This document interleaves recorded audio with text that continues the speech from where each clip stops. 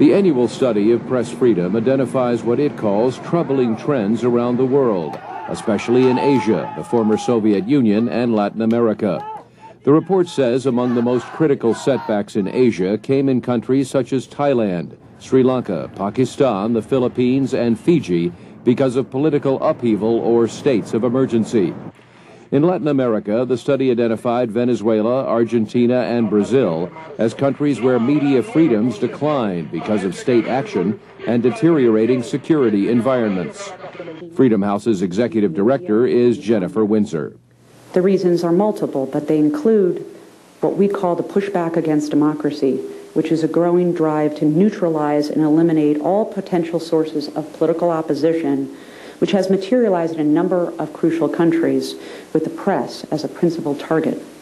The Freedom House report was released during a conference sponsored by the organization and the Broadcasting Board of Governors, which oversees U.S. government non-military international broadcasting, including Voice of America. Undersecretary of State Karen Hughes quoted statistics showing a record number, more than 110 journalists and media workers were killed last year.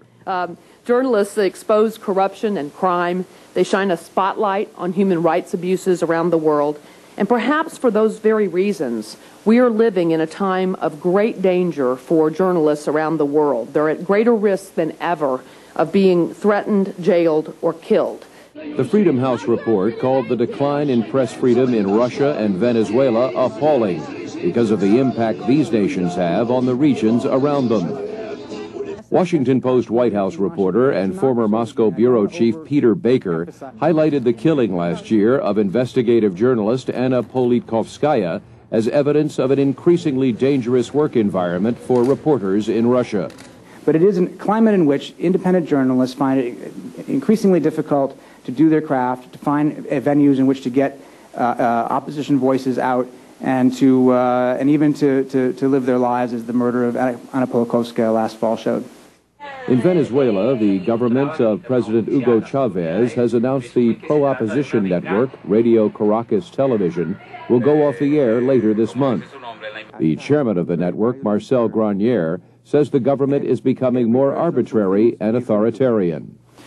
This has slowly evolved into systematic language of hatred and aggression towards journalists, humorists, editors, newspapers, radio stations, employers and employees of the media.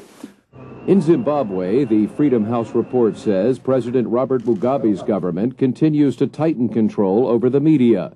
Jeffrey Nairarota is an award-winning investigative journalist from Zimbabwe. Journalists were attacked in the government's press. We were described as enemies of the state, and there's nothing as disconcerting as to see a government minister describing you as an enemy of the state.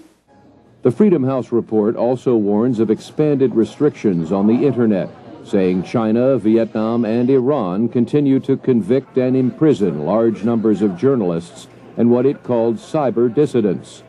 The 5 countries receiving the worst ratings in the survey are Burma, Cuba, Libya, North Korea, and Turkmenistan. Meredith Buell, VOA News,